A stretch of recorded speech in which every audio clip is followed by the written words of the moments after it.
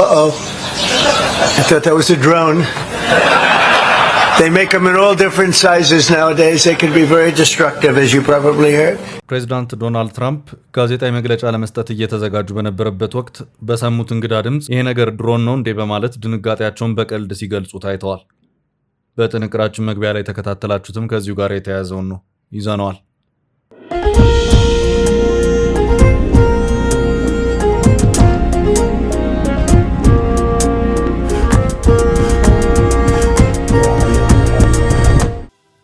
ሰላም ጤና ይስጥልን የተከበራችሁ የፈታ ዴይሊ ቤተሰቦች፣ የሰዓቱን መረጃ ይዘን ተገኝተናል። እንደተለመደው አንኳር ጉዳዮችን በቅድሚያ በማስተዋወቅ ወደ ዝርዝሩ እናልፋለን። በትግራይ ክልል ከፍተኛ አመራሮች መካከል የዘለቀው የስልጣን ሽኩቻ አሁን ወደ እስራትና ወደ ለየለት ግጭት ተሸጋግሯል። የጀነራሉ የቅርብ ሰው በድንገት ለእስር ተዳርገዋል። መረጃውን ይዘነዋል።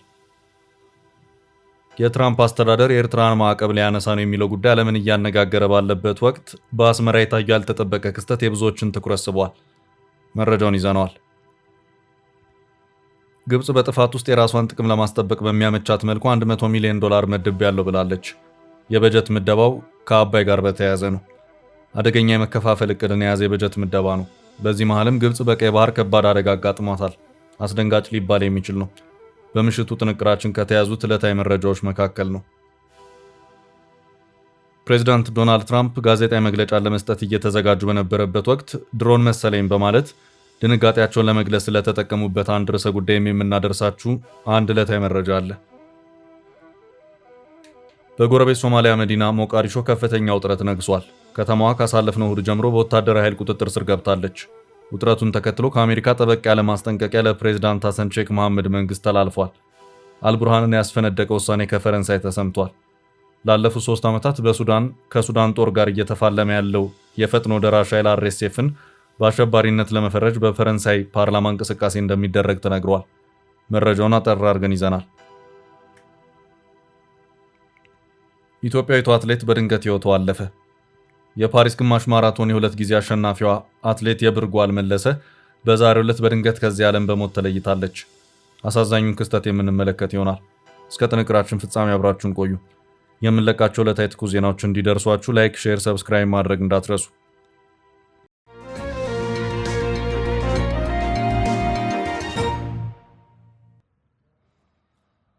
የጀነራሉ የቅርብ ሰው እስር። በትግራይ ክልል ከፍተኛ አመራሮች መካከል የዘለቀው የስልጣን ሽኩቻ አሁን ወደ እስራትና ወደ ለየለት ግጭት ተሸጋግሯል። የጀነራሉ የቅርብ ሰው በድንገት ለእስር ተዳርገዋል። በትግራይ ክልል ጊዜያዊ አስተዳደር ውስጥ የፕሬዝዳንት ጽህፈት ቤት የፕሬስ ሴክሬታሪያት ኃላፊ የሆኑት አቶ ገብሩ ካህሳይ በፖሊስ ቁጥጥር ስር መዋላቸው ተሰምቷል። ቢቢሲ ከቤተሰቦቻቸው ያገኘሁት ባለው መረጃ መሰረት ኃላፊው የታሰሩት ቅዳሜ ሚያዝያ 30 ቀን 2018 ዓ.ም በድንገተኛ ሁኔታ ነው። አቶ ገብሩ በአሁኑ ወቅት በመቀለ ከተማ ሀድነት ክፍለ ከተማ ፖሊስ ጣቢያ እንደሚገኙ የተገለጸ ሲሆን እስራቱም የተፈጸመው በፍርድ ቤት ትዕዛዝ መሆኑ ታውቋል።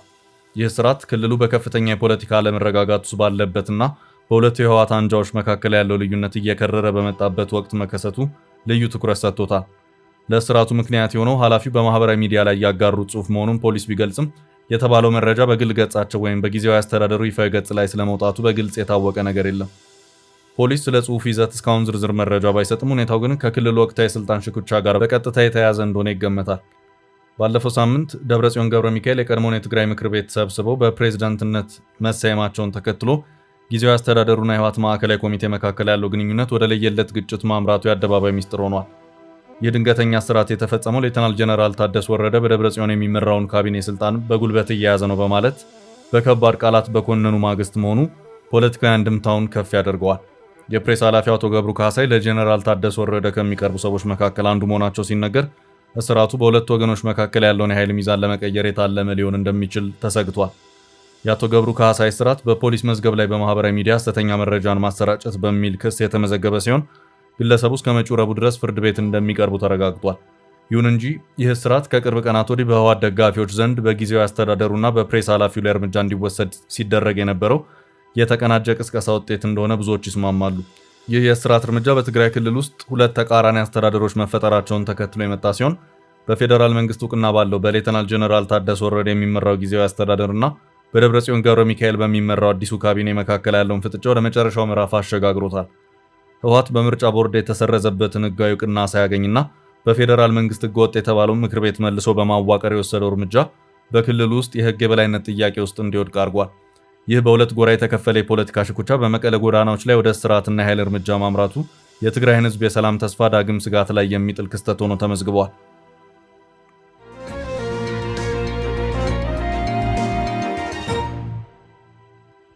በቀጣይ መረጃ ትራምፕን በህዝብ ፊት ያስደነገጠው ክስተት።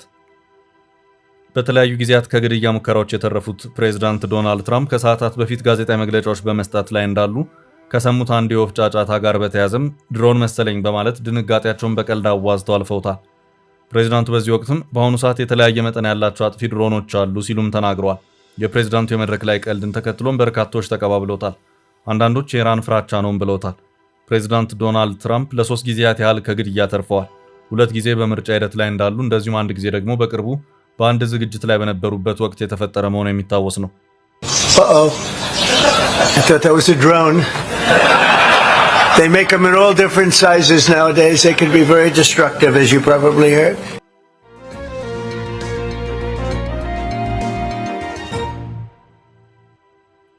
በቀጣይ መረጃ የአስመራው ክስተት። የትራምፕ አስተዳደር የኤርትራን ማዕቀብ ሊያነሳ ነው የሚለው ጉዳይ ዓለምን እያነጋገረ ባለበት ወቅት በአስመራ የታየው ያልተጠበቀ ክስተት የብዙዎችን ትኩረት ስበዋል። በአስመራ የሚገኘው የአሜሪካ ኤምባሲ 250ኛው ዓመት የነጻነት በዓል ላይ የታየው ትዕይንት በኤርትራና በአሜሪካ መካከል ለዓመታት የሰፈነው ጥቁር ደመና መገፈፉን አሳይቷል። ኤምባሲው በትላንትናው ዕለት ባጋራው ፎቶ ላይ እንደሚታየው የኤርትራ የውጭ ጉዳይ ሚኒስትር ኡስማን ሳላህ እና የአሜሪካ ጊዜያዊ መልእክተኛ ክሪስቲን ሜየር በፈገግታ ታጅበው ኬክ ሲቆርጡ መታየታቸው ግንኙነቱ ከወረቀት ባለፈ ወደ ተግባር መሸጋገሩን የሚያረጋግጥ ሆኗል። ይህ ክስተት በፕሬዝዳንት ኢሳያስ አፈወርቂ አስተዳደር ላይ ተጥሎ የነበረው ማዕቀብ ሊነሳ መሆኑ ከተሰማ በኋላ የታየ የመጀመሪያው ይፋዊና ከፍተኛ ደረጃ መቀራረብ በመሆኑ ልዩ ትኩረት ሰጥቶታል። የአዲስ ዲፕሎማሲ እንዲቀጣጠል ያደረገው ዋነኛው ምክንያት የአሜሪካ መንግስት በኤርትራ ላይ ጥሎት የነበረውን ማዕቀብ ለማንሳት መወሰኑ ነው። ሪፖርተርን ጨምሮ በተለያዩ የዜና ወኪሎች በወጡ መረጃዎች መሰረት ዋሽንግተን በአስመራ ላይ ጣለችውን ማዕቀብ እንድታነሳ ያስገደዳት በቀይ ባህር አካባቢ ያለው ስልታዊ ጠቀሜታና የቀጠናው ጸጥታ መለዋወጥ ነው። ኤርትራ በባህር ዳርቻዋ ላይ ያላት የላቀ ቁጥጥርና በቀጠና ያላት ተጽዕኖ አሜሪካ ከቆየው ጠላትነት ተመልሳ ወደ አዲስ ወዳጅነት እንድታመራ ምክንያት ሆኗል። ሮይተርስ እንደዘገበው ይህ እርምጃ ኤርትራን ከቆየችበት ዓለም አቀፍ መገለል አውጥቶ ወደ አዲስ ምዕራፍ የሚያመጣ ታሪካዊ ክስተት ነው። በፎቶ ላይ የሚታየው ወዳጃዊ ድባብ ለ10 ዓመታት በኤርትራ ላይ ተጭኖ የነበረው የዲፕሎማሲያዊና የኢኮኖሚ ጫና እየላላ መምጣቱን አመልካች ነው። በሌላ በኩል በትላንትናው ዕለት ዋሽንግተን ዲሲ የተካሄደውና የውጭ ጉዳይ ሚኒስትር ጌዲዮን ጢሞቴዎስ የተሳተፉበት ታሪካዊ የኢትዮጵያና አሜሪካ ስትራቴጂካዊ ምክክርና ስምምነቶች በኤርትራ ላይ የተጣለው ማዕቀብ መነሳት ከፈጠረው አዲስ ድባብ ጋር ተዳምሮ በአፍሪካ ቀንድ አዲስ የሰላም ተስፋ ጭሯል። የትራምፕ አስተዳደር ከሁለቱም ሀገራት ጋር የጀመረው ይህ ጥብቅ ግንኙነት ለዓመታት ሻክሮ የቆየውን የኢትዮጵያና የኤርትራ ግንኙነት መልሶ ለማቀራረብ እንደ ወርቃማ ድልድይ ሊያገለግል እንደሚችል ታምኖበታል። በቀጠናው ሰላምና የንግድ ትስስርን ለማጠናከር በሚደረገው በዚህ አዲስ የዲፕሎማሲ ግስጋሴ ሁለቱ ሀገራት የቀድሞ ቁርሾቸውን ወደ ጎን በመተው ለጋራ ብልጽግና የሚቆሙበት አዲስ ምዕራፍ ሊጀምር እንደሚችል ከፍተኛ ግምት ተሰጥቶታል።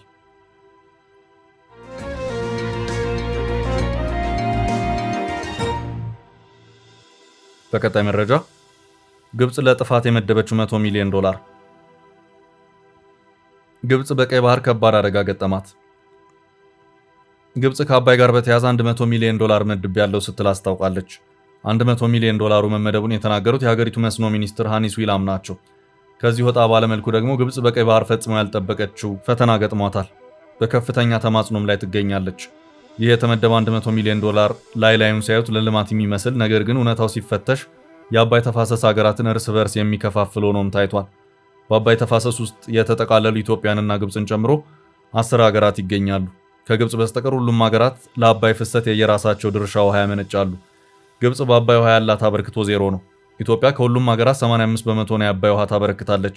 ያም ሆኖ ግብጽ ዋናዋን የአባይ የውሃ ምንጭ ትታ ከሌሎች የተፋሰሱ ሀገራት ጋር ትብብር ልፍጠር በሚል ከኡጋንዳ እስከ ኬንያና ደቡብ ሱዳን ድረስ እየዞረች ትገኛለች። የግብጽ ዋነኛ ፍላጎት የአባይ ውሃን ድርሻ ከሱዳን ጋር ብቻ እንድትካፈል የሚያደርጋትን የቅኝ ግዛት ዘመን የውሃ ክፍፍል ማስጠበቅ ነው። የአባይ ተፋሰስ ሀገራት ይህን ፍርደ ገምድል የሆነውን የቅኝ ግዛት ስምምነት ለመቀየር በኢትዮጵያ አስተባባሪነት ለ25 ዓመታት ከታገሉ በኋላ በስተመጨረሻም የቀድሞውን የውሃ ክፍፍል በአዲስ ፍትሃዊ የውሃ ክፍፍል የሚተካ ስምምነት ላይ ተደርሶ ይህንኑ ሂደት የሚያስፈጽም ራሱን የቻለ ኮሚሽን በተፋሰሱ ሀገራት ቢቋቋምም ግብጽና ሱዳን ግን ከመጀመሪያው ሂደቱን ባለመቀበል ራሳቸውን ያገለሉበት ሁኔታ ተፈጥሯል። ግብጽ የተፋሰሱ ሀገራት በጋራ እንዳይንቀሳቀሱና በተደረሰው አዲሱ ስምምነት መሰረት የአባይ ውሃ ድርሻቸውን እንዳይጠቀሙ ለማድረግም ከፍተኛ ገንዘብ መድባ በማባበል ዘመቻ እየተንቀሳቀሰች ትገኛለች። ከዚሁ ጋር በተያያዘም የሀገሪቱ የመስኖ ሚኒስትር ሃኒስ ዊላም ሀገራቸው ግብጽ ለደቡብ አባይ ተፋሰስ ሀገራት ለተለያዩ ውሃ ነክ የልማት ስራዎች የሚውል $100 ሚሊዮን መድባለች ሲሉ ማስታወቃቸውን የአህራም ኦንላይን ዘገባ አመልክቷል። ኢትዮጵያ በአባይ ተፋሰስ ውስጥ 85 በመቶ የውሃ አቅርቦት እንደምታበረክት ቢታወቅም የግብጽ ባለስልጣናት መድበናል ያሉት $100 ሚሊዮን ኢትዮጵያን የሚያካትት ሆኖ አልታየም። ዘገባው እንደውም ከህዳሴው ግድብ ጋር በተያያዘ ኢትዮጵያን የግብጽ የህልውና አደጋ አድርጎ ነው ያስቀመጣት። የግብጽ የተፋሰሱ ሀገራት ድጋፍ ሀገራቱ ግብጽ የአባይን ውሃ ከሱዳን ጋር ብቻ እየተጋራች እንድትቀጥል ለማድረግ ያለመ የማባበያ ገንዘብ ነው።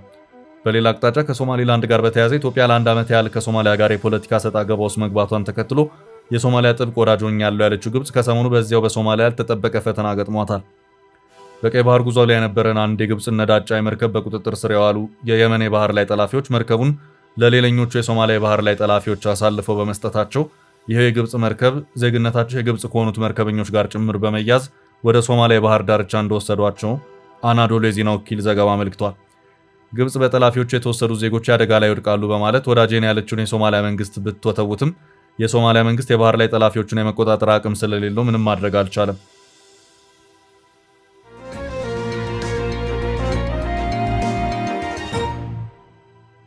በሌላ መረጃ ሞቃዲሾ በጦር ኃይል ቁጥጥር ስር ዋለች። አሜሪካ ለጎረቤት ሶማሊያ ማስጠንቀቂያ ሰጠች። በጎረቤት ሶማሊያ መዲና ሞቃዲሾ ከፍተኛ ውጥረት ነግሷል። ከተማዋ ካሳለፍነው እሁድ ጀምሮ በወታደራዊ ኃይል ቁጥጥር ስር ገብታለች። ውጥረቱን ተከትሎ ከአሜሪካ ጠበቅ ያለ ማስጠንቀቂያ ለፕሬዝዳንት ሐሰን ሼክ መሐመድ መንግስት ተላልፏል። ከባለፈው እሁድ አንስቶ የሶማሊያ ተቃዋሚ ኃይሎች ብሔራዊ የተቃውሞና የአድማ እንቅስቃሴ መጥራታቸውን ተከትሎ በሞቃዲሾ ውጥረት አይሏል። እሁድ ዕለት ከፍተኛ ሰልፍ በዋና ከተማዋ ተጠርቶ የነበረ ቢሆንም የሶማሊያ ፌዴራል መንግስት በከተማዋ ከፍተኛ ጦር በማሰማራትና መንገዶችን በመዝጋት ሰልፉ እንዳይካሄድ አድርጓል። በሶማሊያ ያለው የፖለቲካ ውጥረት እየተባባሰ በመጣበት በዚህ ወቅት ከዋሽንግተን ለሞቃዲሾ ከባድ ማስጠንቀቂያ ተሰጥቷል። የሶማሊያ መንግስት በተቃዋሚዎች ላይ የኃይል እርምጃ እንዳይወስድ አሜሪካ አሳስባለች። አሜሪካ በሳምንቱ ሶማሊያ ላይ ያወጣችው ማስጠንቀቂያ እስካሁን ካወጣቻቸው ሁሉ ጠንካራ መሆኑ ተነግሯል። ዋሽንግተን ማስጠንቀቂያውን ያሰማችው በሞቃዲሾ ያለውን ተቃውሞ ተከትሎ ቢያንስ አንድ ተቃዋሚ መገደሉ ከተሰማ በኋላ ነው።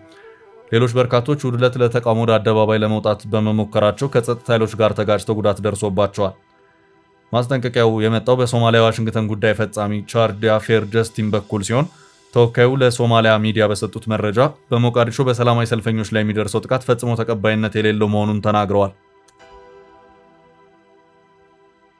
የአገሪቱን የፖለቲካ ወደፊት ዕጣ ፈንታ አስመልክቶ በመጣው ሰፊ ልዩነት የተነሳ እየተባባሰ የመጣው አለመግባባት በንግግር ብቻ እንዲፈታ ጠይቀዋል። የሶማሊያ ወደፊት ዕጣ ፈንታ በሶማሊያ ሕዝብና በመሪዎቿ እጅ ብቻ መሆኑንም አበክረው ገልጸዋል። ሞቃዲሾ ላይ በሁለት ምክንያቶች ሰልፍ ተጠርቶ የነበረ ሲሆን እነሱም የፌዴራል መንግስቱ የሚያካሄዳቸውን የመሬት ነጠቃዎች ለመቃወምና የአገሪቱ ፕሬዝዳንት የስልጣን ዘመን በህጉ መሰረት በመቋጨቱ በኃይል ስልጣናቸውን እንዳያስቀጥሉ ለማሳሰብ ነው። እሁድ ዕለት የተጠራው ሰልፍ ታዲያ በሞቃዲሾ በተሰማሩ በሺዎች የሚቆጠሩ የጸጥታ አባላት፣ ታንኮች እና የታጠቁ ወታደራዊ ተሽከርካሪዎች ሳቢያ ሳይካሄድ ቀርቷል። ሞቃዲሾ ከእሁድ አንስቶ በወታደራዊ ኃይል ቁጥጥር ስር የዋለች ሲሆን ተቃውሞውን የጠሩ የተቃዋሚ ፖለቲካ አመራሮች ቤትና መንደር ተከቦ እንዳይንቀሳቀሱ የእንቅስቃሴ እገዳ ተደርጎባቸዋል። ከሰሞኑ በሶማሊያ ፌዴራል መንግስቱና በተቃዋሚ ቡድኖች መካከል የነበረው ግንኙነት በእጅጉ ተበላሽቷል። ተቃዋሚዎች ከፌዴራል መንግስት ጋር ለመደራደር ያደረጉት ጥረትም አልተሳካም። አሜሪካ በሞቃዲሾ መንግስትና በተቃዋሚዎች መካከል ድርድር እንዲኖር ማሸማገሏን ገልጻለች። በአሜሪካ አደራዳሪነት እንደሚደረግ የተነገረለት የመጀመሪያው ንግግር በቀጣይ ግንቦት ሜይ 13 እንደሚካሄድ በሶማሊያ ዋሽንግተን ስራ አስፈጻሚ ገልጸዋል። ሆኖም አሜሪካ አደራድራለሁ ማለቷ ከሶማሊያ መንግስት ተቃውሞ ገጥሞታል። የሞቃዲሾ አስተዳደር አሜሪካ በሶማሊያ ውስጥ ጉዳይ አትገባም፣ የመጣችው ድርድርም የለም ሲል ምላሽ ሰጥቷል። አሁን ላይ የፌዴራል የጸጥታ ኃይሎች በዋና ከተማዋ ያሉትን ዋና ዋና መንገዶችና አደባባዮች የዘጉ ሲሆን ለእሁድ የተጠራው ሰልፍ እንዳይሳካ አድርገዋል። እሁድ ዕለት ቱርክ ወደ ሶማሊያ ያስገባቻቸው ኤፍ-16 ተዋጊ ጀቶችም ሰልፈኞችን ለመበተንና ለማስፈራራት ሲባል በሞቃዲሾ ሰማይ ላይ ዝቅ ብለው መብረራቸው አግራሞትን ፈጥሯል። የሶማሊያ ተቃዋሚ ኃይሎች ግንቦት ሜይ 16 ሌላ ሰልፍ የጠሩ ሲሆን ቀኑ የሶማሊያው ፕሬዝዳንት የስልጣን ዘመን በህገ መንግስቱ መሰረት በይፋ ካበቃ ከአንድ ቀን በኋላ የሚመጣ በመሆኑ ከፍተኛ የፖለቲካ ትርጉም ተሰጥቶታል። ተቃዋሚዎች መንግስትን የተቃውሞ ድምፅን ለማፈንና የፖለቲካ ስልጣንን በብቸኝነት ለመቆጣጠር እየሞከረ ነው ሲሉ ይከሳሉ። ባለስልጣናቱ ግን ይህንን ውንጀላ ያስተባብላሉ። ፕሬዝዳንት ሐሰን ሼክ ሰልፉ የተጠራበት ቀን አግባብ አይደለም ሲሉ ሰሞኑን ገልጸዋል።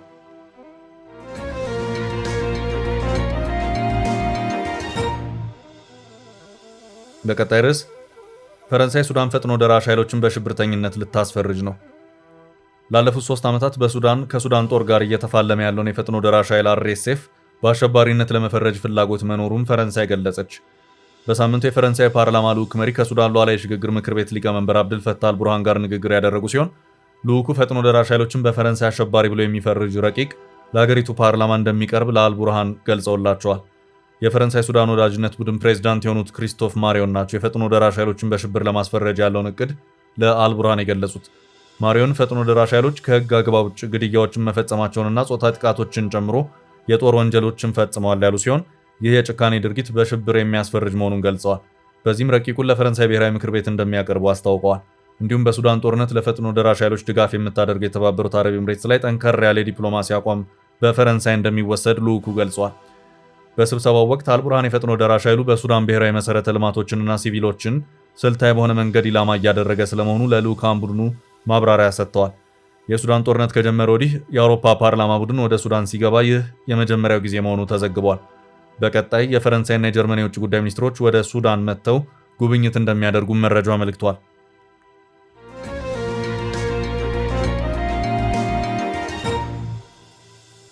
በቀጣይ መረጃ የኢትዮጵያዊቷ አትሌት ድንገተኛ ህልፈት። የፓሪስ ግማሽ ማራቶን የሁለት ጊዜ አሸናፊዋ የብር ጓል መለሰ ከዚህ ዓለም በሞት ተለየች። ኢትዮጵያዊት አትሌት የብር ጓል መለሰ ዛሬ ማለዳ ልምምድ ላይ በነበረችበት ወቅት በገጠማት ድንገተኛ ህመም ህይወቷ ማለፉ ተነግሯል። የ36 ዓመቷ አትሌት በልምምድ ወቅት በደረሰባት ድንገተኛ ህመም ምክንያት ወደ ሆስፒታል ብትወሰድም ህይወቷን ማትረፍ ሳይቻል መቅረቱ ተዘግቧል። በተለያዩ ዓለም አቀፍ የጎዳና ላይ ውድድሮች የኢትዮጵያን ሰንደቅ ዓላማ ከፍ ስታደርግ የቆየችው ዝነኛው አትሌት የብር ጓል መለሰ ለመጪው የካናዳ ኦታዋ ማራቶን ዝግጅት እያደረገች ባለበት ነው በድንገት ህይወቷ ያለፈው።